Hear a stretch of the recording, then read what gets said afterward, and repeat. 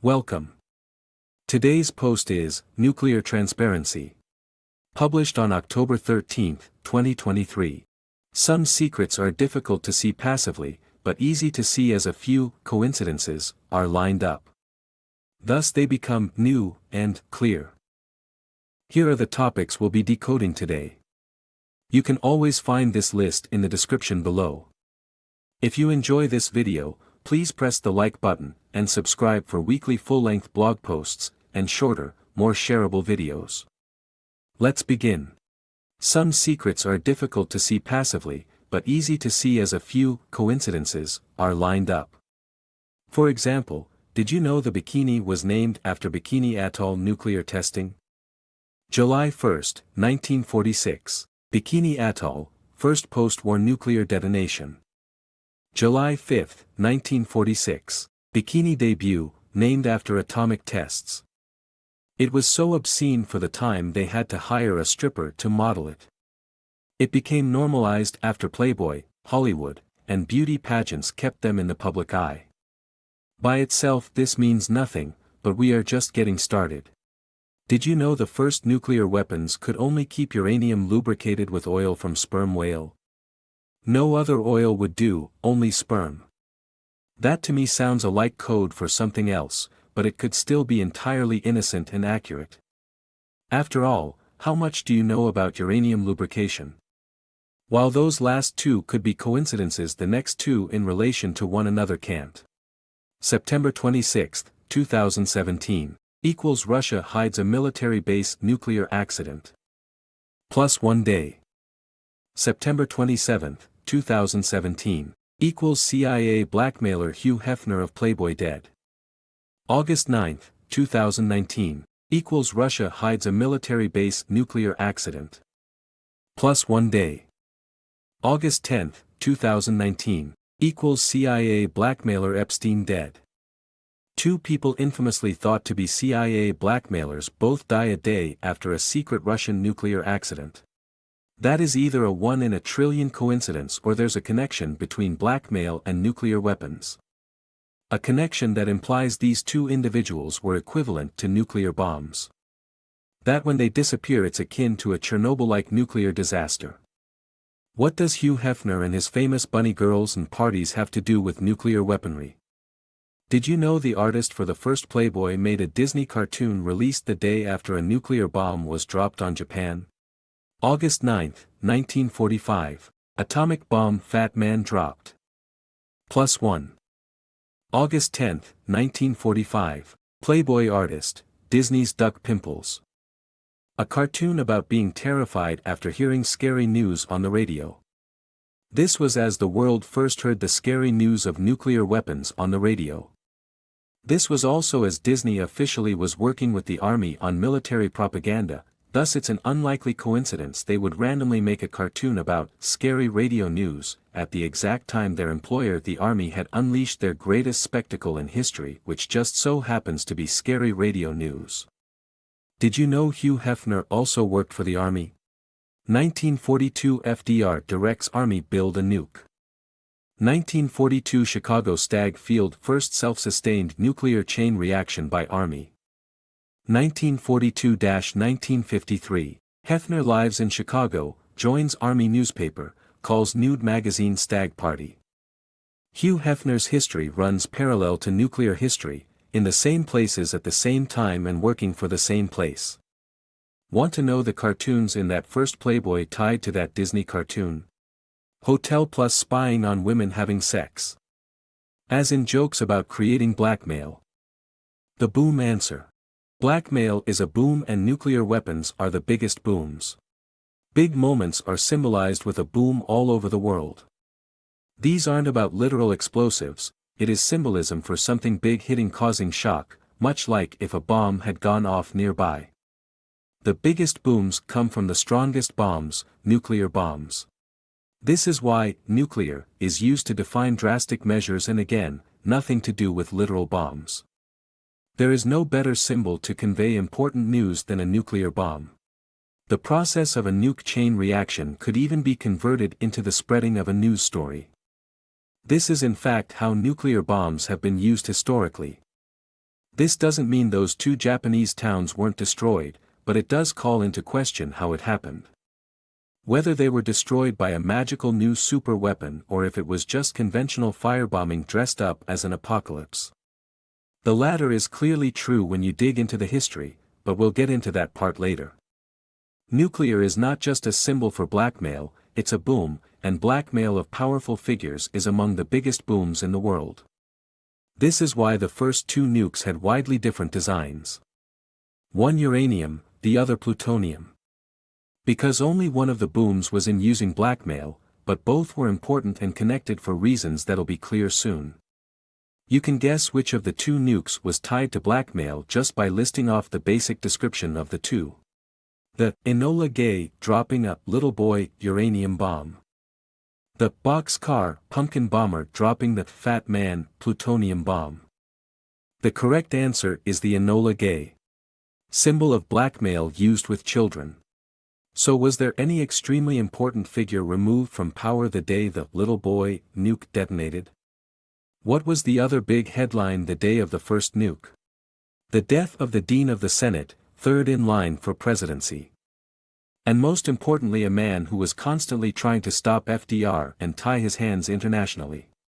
August 6, 1945, Hiroshima A-bomb, little boy, uranium.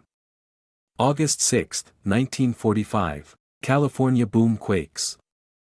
August 6, 1945, Hiram Johnson, death, California.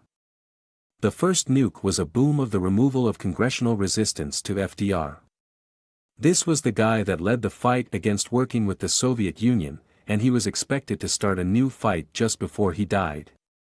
I should say, died, because if you follow my work, you know most of the time famous deaths are ducks as they escape a looming scandal. Blackmail detonation. Boom. Understanding how this came to pass requires we understand Hiram Johnson's history. He was Teddy Roosevelt's VP choice. Teddy Roosevelt was once used as a symbol in South Park. South Park used Teddy Roosevelt to represent the origin of an international pedophile club. This was an episode pointed towards Scientology. Why use Teddy Roosevelt? Maybe because those with comms awareness recognize his perversion was an open secret. Enola Gay using a weapon called Little Boy. This is the nuke tied to the removal of Hiram Johnson, Teddy Roosevelt's partner. A man symbolized in pop culture as obsessed with having sex with little boys. Little Boy was the uranium nuke, the other was plutonium, and it wasn't flown in on the Enola Gay. The first nuke removed international resistance, preventing a Russian partnership. Thus the second boom was exactly that. August 9, 1945, A-bomb fat man plutonium dropped. August 9, 1945, Soviet invasion of Manchuria, removal of gained territory by Japan in China and Korea. It was a symbol for the boom of the Soviet invasion of Japan. The Russian invasion was even more prominent than the bombs in reporting. In 1945, it was understood how important this event was, but in subsequent years focus was shifted to the bombs. This partnership is further tied into the history of nuclear weapons. July 16, 1945, Trinity 3 bomb, first nuclear bomb. July 17, 1945, Potsdam Conference, Russia plus USA plus UK partnership, 3. July 20, 1945, Operation Paperclip, Nazi recruitment using clergy to move, Holy Trinity. The origin of nukes. The three biggest powers coming together. Trinity equals 3. It's a famous conference with the talks about what to do post-war for Germany. The Big Three coming together and working out terms for secret things like paperclip. Boom. The first bomb removed the then fierce congressional resistance to allying with foreign countries. Alongside Russia turning on Japan. It made Japan alone. Russia turns on Japan. Until that point, they had a treaty for neutrality. Russia broke it. Enola Gay. Why Enola? What is Enola backwards? Enola equals alone. Note above the language used.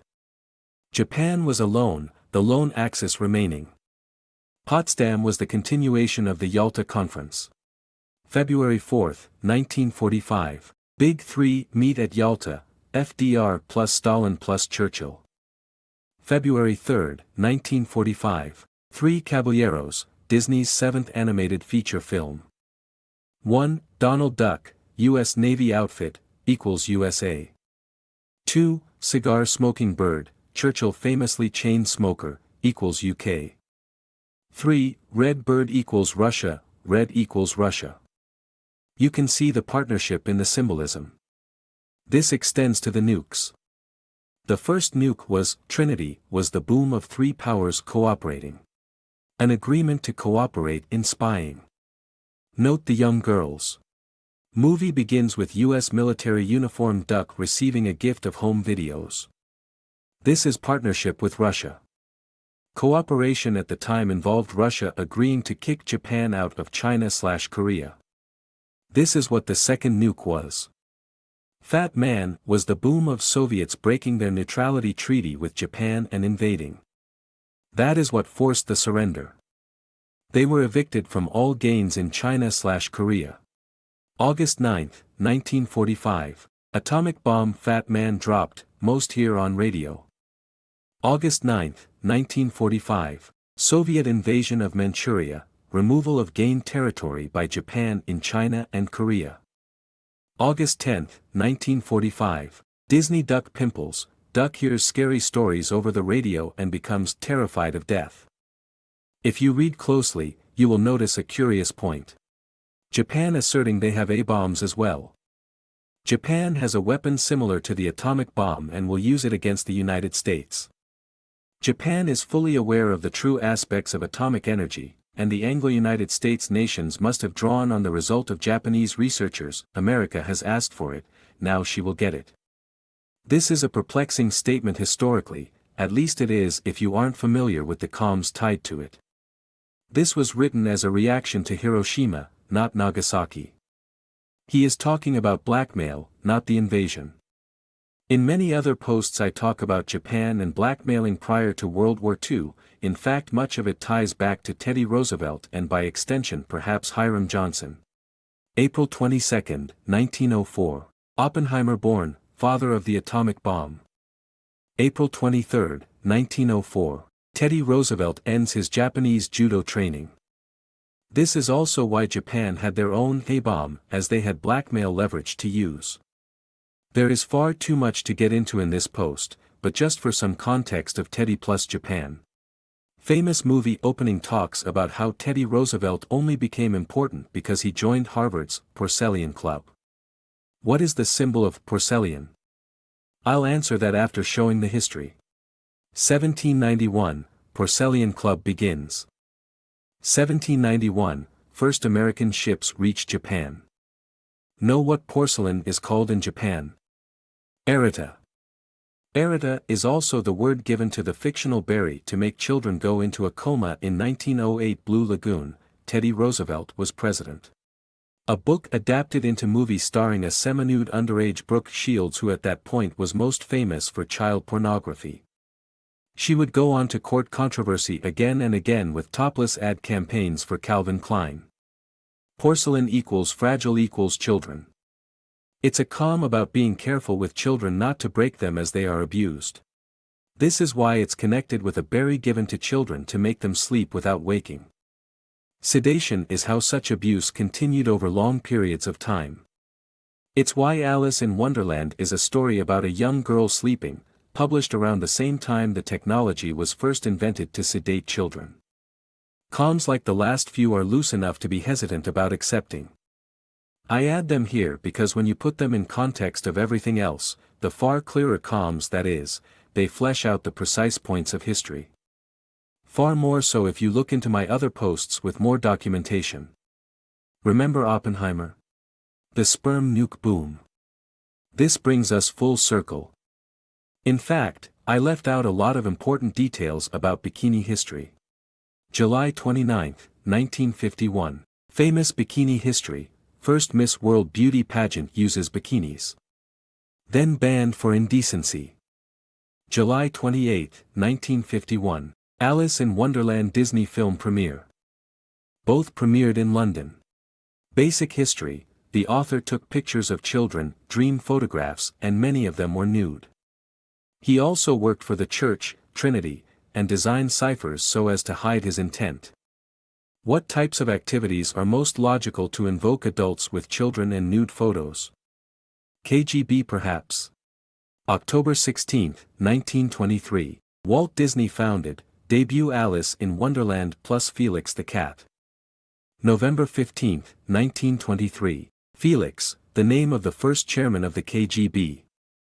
KGB is famous for blackmailing, and the guy they had that started it all was literally named Felix. The same character Disney was using in the first films. Here is a lot of information, and it demonstrates one crucial point. October 8, 1957. Worst UK nuclear accident, wind-scale fire. Caused by heating up too fast.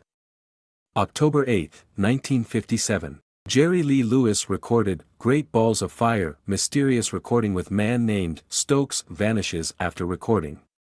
December 7, 1957. Great Balls of Fire movie, Jamboree with Jerry Lee Lewis, Domino, Dick Clark.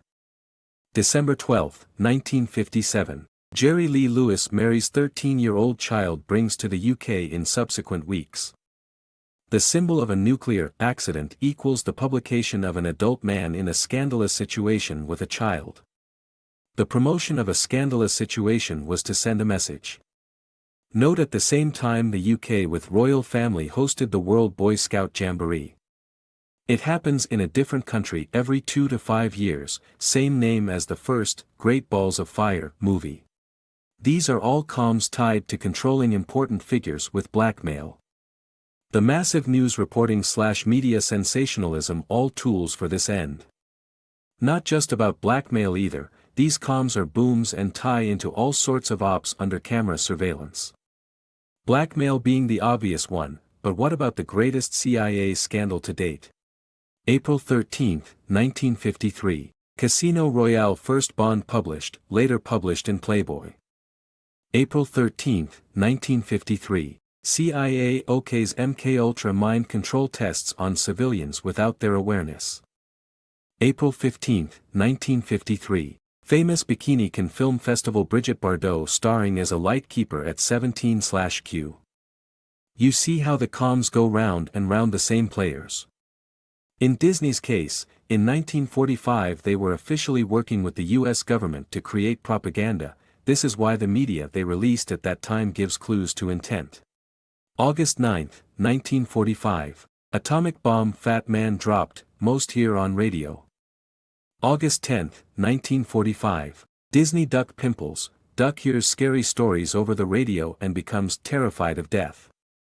A cartoon about a duck suddenly terrified about scary stories over the radio, time to the day after civilians get scared about A-bombs over the radio. Scary stories. This was the point of the symbol taking this form. To scare people into a mindset where the United States had a new and overwhelming power in their hands. Here is some of the propaganda of the day. One bomb equals load equal to $6 trillion in capacity of bombs. 2,000 B-29s, not adjusted for inflation. It's intentionally ridiculous in scale. But the nuke is still used the same way other booms are, as in time to a massively important coordinated event. This is critical to understand because that's the point of all nuclear bombs. The funding goes into some other boom which is then timed to the development/detonation. An all-purpose symbol to define a massive operation that needs a big budget. I went over duck pimples as the second nuke scare op, but it actually has comms tied to both nukes. It was made by the original Playboy artist after all, and the point of scaring someone with blackmail is not so different than scaring them with nuclear war. We get symbols for both as it reflects the entire operation. PSYOPs on the public and comms coordinating spies. Coordinating ducks, ducking consequences. Donald scared of a little girl who accuses him of stealing her pearls. She looks in her underwear drawer and pulls out handcuffs. The short ends with Donald so terrified of the accusations that he begins imagining he actually did commit crimes against her as an imaginary pearl necklace appears on his neck. Pearl's symbolism is of information. Pearls of knowledge. The symbolism of imaginary fear. Nukes were painted as so overwhelmingly powerful to invoke fear of any more war. This was at the end of World War II, after all. Now that I've gone through the symbolism extensively, let's go into the science. In World War II it took 1,249 heavy bombers to drop 3,900 tons of bombs to destroy 1,600 acres of land. Therefore, it would take over 5,000 non-nuclear heavy bombers with about 50,000 soldiers working around the clock for weeks to equal one airplane with one 1945 nuclear bomb in one flight. Fast forward 16 years from the city destroying bombs, and they increased the yield by 1,570x. And since we have increased the yield 1,570, that means we'd need at least 1 million heavy bombers staffed with millions of soldiers working non-stop for months to achieve the same result. If I apply the same scaling from then until today, these bombs would probably be at planet-destroying scale by now. Or not, do you get the impression there's something a bit off about all of this? Like maybe they realized how absurd it was and that's why they never made a bigger bomb than in 1961. Fun fact, that absurdly overpowered nuke. It was released 2 days before the official Marvel Age began with Stan Lee's first major work. Fantastic Four. The Era of Exaggeration. December 28, 1922, Stan Lee born. +2. December 30, 1922. USSR established. October 30, 1961, Tsar Bomba, biggest nuke record USSR. +2.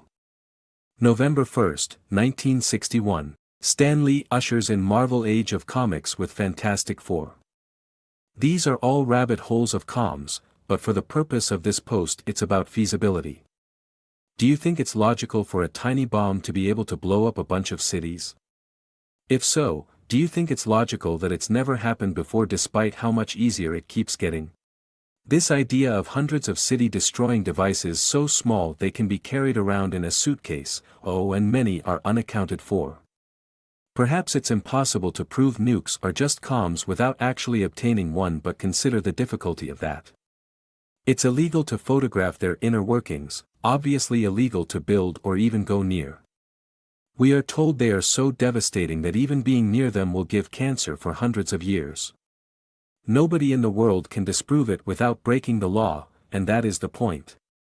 The absurd scale of power is explained by Einstein math about energy potential.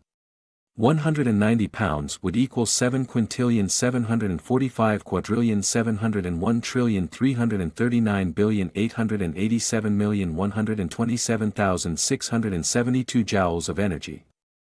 That's 1.86 million kilotons of TNT worth of energy, which is 88,403 more energy than a city-destroying nuclear bomb. So yeah, by this absurd math, nukes can exist and even be far bigger. What did he have to say about relativity? Relativity is being with a pretty girl. Well, there you go. A joke sure, but a winking one about the truth of it all. The comms are constantly winking that it's all about symbols instead of reality. This is a good gateway into my many other posts, as science much of the time is really science, but like all these hoaxes, those, too, have a purpose to it. They may not be talking about what they claim to, but they are talking about something. This is the first in a new series of posts where I take subjects I've decoded over years and pull together a full explanation in as short of space as possible. I intended this post to be much shorter, but this is a big subject. I rearranged it dozens of times trying to figure out the best approach, but it's still not quite what I was hoping for. Ah well, it's the first of its kind, and as I make more of them, I'll get better, and then I can come back and polish this one up, smiley face. Look forward to that. This post will be just like my intro post in that it will have many improvements applied to it in the future. Telegram chat. Join the Decoding Blog Telegram group. Begin decoding. Send leads. This has been Nuclear Transparency.